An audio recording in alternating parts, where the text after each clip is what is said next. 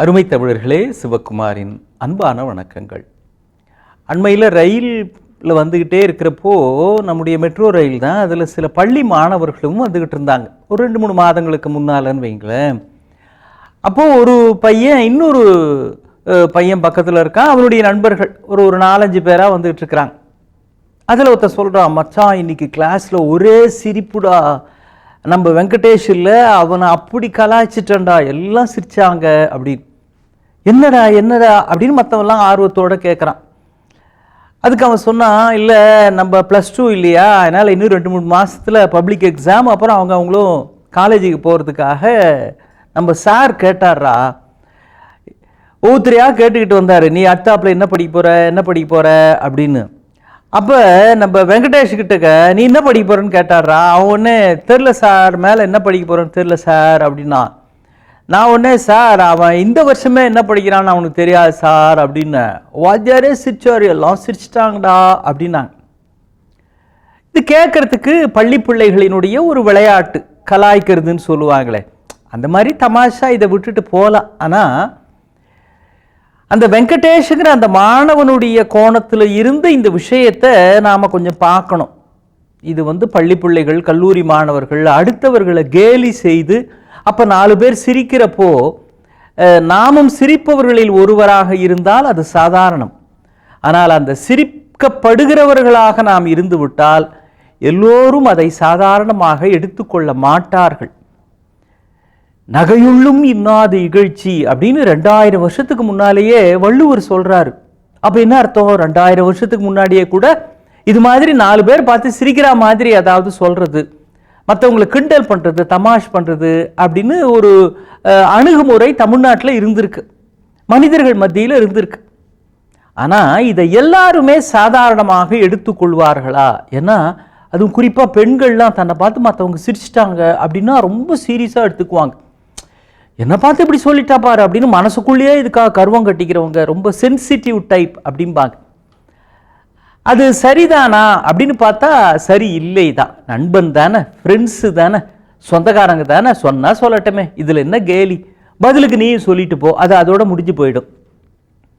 அது வரவழைத்து கொள்ள வேண்டிய ஒரு முக்கியமான பக்குவம். இந்த அடலசன் ஏஜ்னு சொல்கிறோமே, வளரிளம் பருவம், அந்த பருவத்தில் இந்த மாதிரியான பக்குவங்களை வரவழைத்து கொள்ள வேண்டும். ஏன் நம்மளை பார்த்து ஒரு 4 பேர் சிரித்து சந்தோஷப்படுறாங்க அப்படின்னா அவர்கள் சந்தோஷமாக இருப்பதற்கு நாமும் ஒரு காரணமாக இருக்கிறோமே அப்படின்னு அதில் நாமும் மகிழணும். இல்லைன்னா நீங்களும் கொஞ்சம் சேர்ந்து சிரிங்க. ஏன்னா தன்னைத்தானே கேலி பண்ணிக்கிறது அப்படிங்கிறதே ஒரு பெரிய பக்குவத்தின் அடையாளம். பெர்னாட் ஷான்னு ஒரு புகழ்பெற்ற ரஷ்ய எழுத்தாளர் இருந்தார், உங்களுக்கு தெரியும்ல. அவர்கிட்ட ஒருத்தர் போய் கேட்குறாரு, ஷா என்னுடைய நாய்க்குட்டிக்கு உங்கள் பேரை வைக்கலான்னு இருக்கிறேன், உங்களுக்கு ஏதாவது ஆட்சேபணம் இருக்கா அப்படின்னு அவருக்கு கேட்குறாரு. ஷாவையே கலாய்க்கிறாராம், பெர்னாட் ஷாவை. அதுக்கு அவர் என்ன சொன்னார் தெரியுங்களா? என்னோட பேரை உங்கள் நாய்க்குட்டிக்கு வைக்க போறீங்களா? சரி, அதில் எனக்கு எந்த ஆட்சேபனையும் இல்லை, ஆனால் உங்கள் நாய்க்குட்டிக்கு ஏதாவது ஆட்சேபணம் இருக்கா கொஞ்சம் கேட்டுங்க அப்படின்னாராம். அப்போ தன்னை ஒருவன் கேலி செய்கிற பொழுது அதை சாதாரணமாக எடுத்துக்கொள்ளுவது என்பது வரவழைத்து கொள்ளப்பட வேண்டிய பக்குவம். இன்னொன்று பாருங்க, 4 பேர் நம்மளை பார்த்து சிரிச்சிட்டாங்க அப்படின்றதுனாலேயே நாம் எந்த வகையிலையும் குறைந்து போய்விட போவது இல்லை. எங்கள் காந்தியடிகள் சந்திக்காத எதிர்ப்பா, விமர்சனமா? நம்ம தமிழ்நாட்டில் பெரியார் சந்திக்காத விமர்சனமா, எதிர்ப்பா? ஏன் உலகமே தெய்வமாக வணங்குகிற இயேசுநாதர், அவர் தலையில் முள்முடியே வைத்தார்கள், கனாபினான்னு திட்டினாங்க.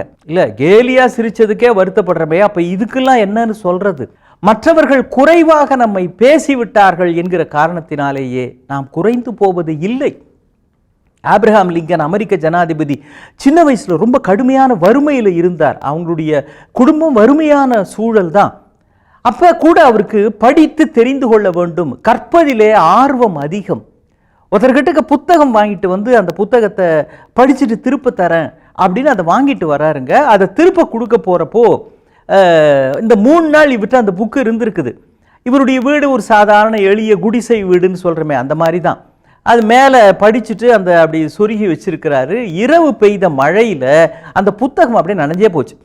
அதுக்கு பிறகு இதை அவர் காய வச்சு வெயிலில் ஒவ்வொரு பக்கமாக திருப்பி அதை வச்சு காய வச்சு அந்த புத்தகத்துக்கு உரியவற்றை கொண்டு போய் கொடுத்துருக்கிறாரு. சார் அது மாதிரி சாரி இது மாதிரி ஆகிப்போச்சு அப்படின்னு அந்த பையன் அவர் பெருந்தன்மையாக விட்டுருக்கலாம். ஆனால் அவர் தபார்ப்பா இதெல்லாம் முடியாது, நான் ஏதோ நீ படிக்கிறதுக்காக கேட்குற அப்படின்றதுக்காக தான் கொடுத்தேன்.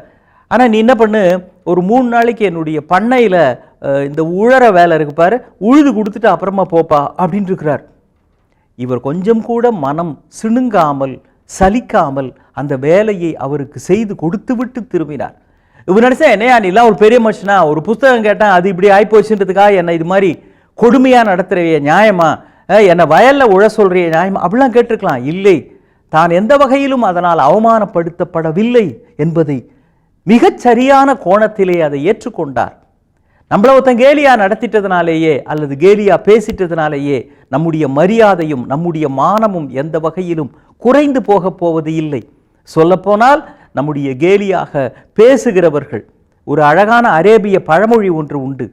ஒட்டகத்தில் பயணம் செய்கிறவர்களை பார்த்து சில சமயம் பாலைவனத்தில் 1-2 நாய்களும் குறைக்கக்கூடும், ஆனால் பயணம் செய்கிறவர்கள் தங்கள் பயணத்தை தொடர்ந்து கொண்டிருப்பார்கள். தவறிப்போய் பாலைவனத்திற்குள் வந்த நாய்கள் வெயில் தாங்காமல் சுருண்டு விழும் அப்படின்னு அந்த பொன்மொழி. உங்களை பார்த்து கேலியா சிரிக்கிறவங்க சிரிச்சுட்டு போட்டங்க, நீங்கள் மேலே மேலே தொடர்ந்து உங்கள் பயணத்தை மேற்செல்லுங்கள். உங்களை கேலியாக சிரிக்கிறவர்கள் நாளை அவர்களே உங்களை தேடி வந்து வணங்குவார்கள். உங்கள் வாசலிலே அவர்கள் வந்து மண்டியிடுவார்கள். பிறர் செய்வது கேலி அல்ல, உங்களுக்கு நீங்களே மனத்தால் ஒரு தடையை உருவாக்கி கொண்டால் அப்போதுதான் அது உண்மையான உங்கள் வெற்றிக்கான வேலியாக மாறிவிடுகிறது என்பதை மனதிலே வைத்துக் கொள்ளுங்கள். மீண்டும் சந்திப்போம். வணக்கம்.